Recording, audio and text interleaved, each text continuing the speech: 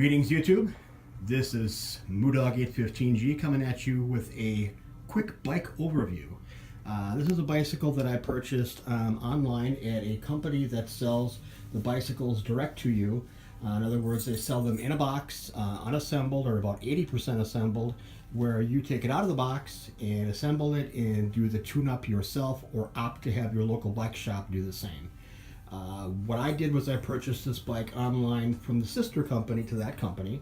The sister company is an island of misfit bikes, and they sell bikes that are scratch and dents. They sell bikes that are missing parts. They sell bikes that maybe have some issues. Being a bicycle mechanic, that was the best bet for me. Had some parts for the bike I had in my own private inventory, but other parts I did have to purchase. And if anybody that knows me will tell you that I am a frugal guy as far as making purchases. I look for stuff that's bang for the buck, stuff that's going to work. Doesn't necessarily have to be the lightest or highest amount of this, that, or the other thing, and it doesn't have to be the top one on the food chain. It doesn't have to be flagship stuff. I just need it to be sturdy. I just need it to work.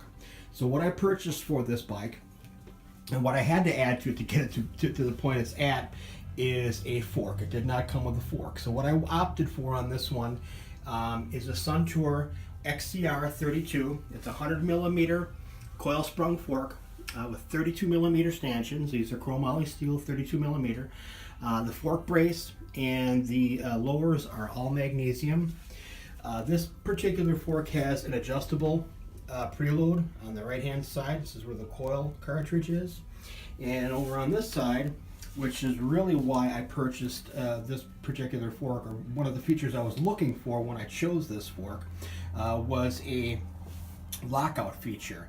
This particular lockout is what Suntour is calling the remote speed lockout. It's actuated by a cable, and the cable comes up to the remote that is clamped on the handlebar. So from fully locked to fully open, just a click of a button. Works really great. I've done some research and I've actually tried some other forks. The RockShox don't seem to lock completely. In the same price range as this fork was. Don't seem to lock quite as nicely. This pretty much locks like a rigid fork. So one of the things I was looking for is the ability for the fork to lock out so I can ride the bike to the trailhead. I'm just going to be an off-road bike. It's set up for off-road. You guys can probably see that by my choice of tires on it. It's ready to rock off-road. One of the things that I wanted was the lockout, and with this fork, at the price that I paid, I couldn't pass it up. Another nice feature on this fork is the fact that it has, I believe, an oil-damped cartridge. I think this is oil-damped, and correct me if I'm wrong, but there is a damping rebound adjustment right here, clockwise or counterclockwise for more or less damping. In other words, damping is just kind of a way to mute or to slow down the fork's springing back. In other words, when your fork gets actuated and compressed, it's not springing back just like a pogo stick. There's actually it slows down the rebound, and thus makes the fork comply better with undulating terrain, obstacles on the trail, that type of thing. So that's pretty much why I purchased this fork. It's not the lightest fork in the world, just under 5 pounds, or just under 5 pounds. But if you guys remember back from the 90s, mid to late 90s, maybe into the early 2000-ish, the Marzocchi bombers, they were about the same weight as this one is. This one is set up for disc brakes only, and the bike came stock with the Tektro. Hope I'm getting this. I'm sorry if I can't get this. Tektro Novella, so nothing really super fancy. A lot of people complain about the Tektro Novellas, but I've had nothing but good luck on a couple bikes with them. If they're set up and broken in properly, they work fine.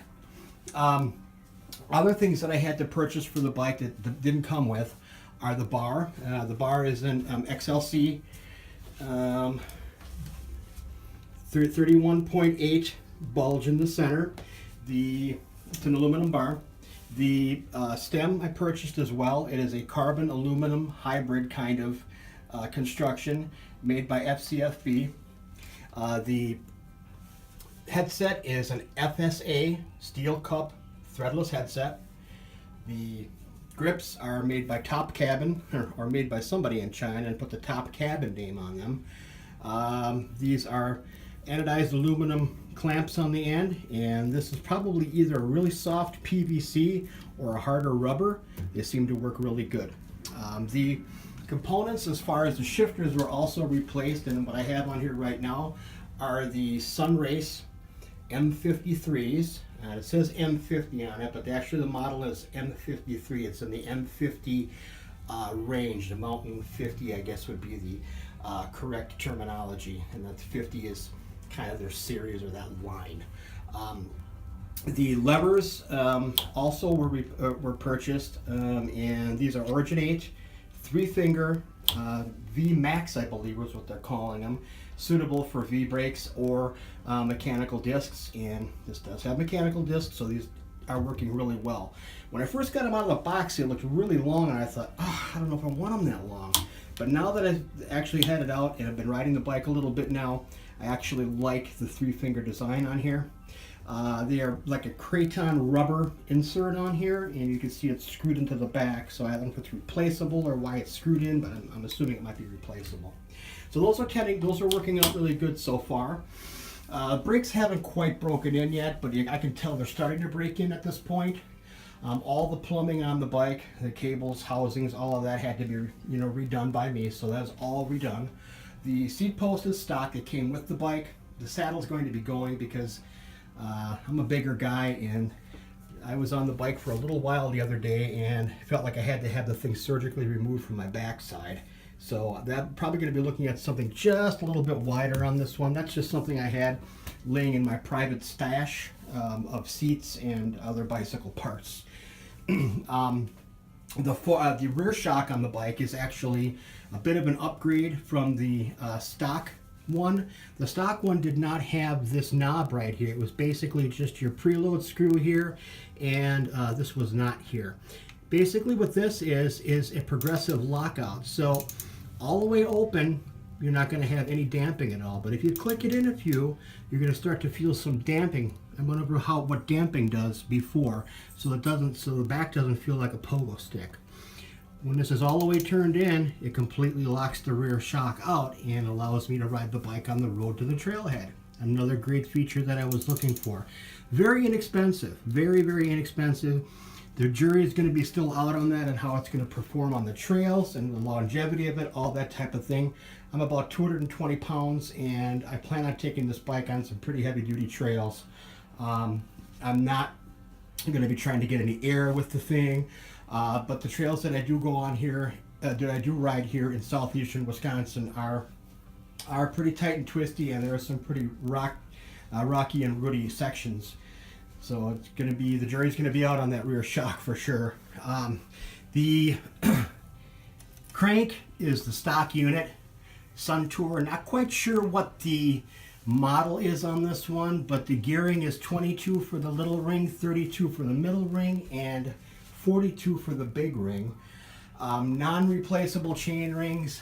It makes it look like you have screws to remove the chain rings, but in reality what these are rivets. You can't really see it from here, but they are rivets, so you can't really do too much as far as replacing chain rings. That might be replaced in the near future. I'm going to see how well it does when I'm standing up on it. If it's flexing at all, I think that's going to be something that's going to be replaced. The bottom bracket I did go ahead and replace. It used to be a Sun Tour bottom bracket. I replaced it with a Shimano UN55 just for durability's sake, and I had it in stock already. You can see that the pedals have also been switched out. I had my VP SPDs that I put on here, so I do use pedals and cleats, or I should say cleats and specialty shoes for the bike. The wheels in and of themselves are pretty much stock. You're looking at these are Maddox, which used to be Gelco brand, but they changed the name to Maddox, and these are the DX221 double walls. Nothing to write home about, but a double wall rim, and and again, the whole jury thing that's going to be out on these too is how, how they hold up to heavy riding. The tires were swapped out as well. I know I'm going kind of quick with this. I want to keep this under 15 minutes if I can. So the tires were swapped out as well. The original tires were Kenda Cobra, kind of a multi-tread or semi-slick, very, very heavy, not very supple. Didn't like them. Just by swapping out to these Panaracer Fire XC Pro 2.1s with the nice supple sidewalls and a little bit lighter compound, the rotational weight of the bike, the tires, is actually quite a bit less, and it makes the bike accelerate faster, and it actually feels lighter. So plus there. You guys get these bikes online or wherever you're buying a bike, and it's got heavy tires on it. Just by replacing the tires, you're going to change the way that bike feels on the road and on the trail. All the components on the bike are stock. So the Shimano Acera rear. Okay. The cassette I replaced was a Shimano lower end one. I put a bit of a bump on it. This is just the Shimano HG41. Tried and true. I've had HG41 cassettes for years and years and years, and as long as they've been around, and I've never had any problems with them. They seem to last long, and they ship really, really well. The rest of the bike, as you see it, is pretty much stock. There really isn't too much else that I've done to it, except it's fully tuned, fully lubed, and ready to rock and roll. So I'm looking forward to getting the bike out on the trail this summer, and later this spring and into summer. And I'll be doing some trailside reviews on the bike, giving you my full impression of it. I can say right now, from riding in an urban setting, doing some curb jumping and some railroad track riding, that the bike is pretty decent for what I paid for it and what I have into it. The full retail price on this bike, I think, is under $400 online. A lot of you will say, well, $400 full suspension bike's got to be garbage.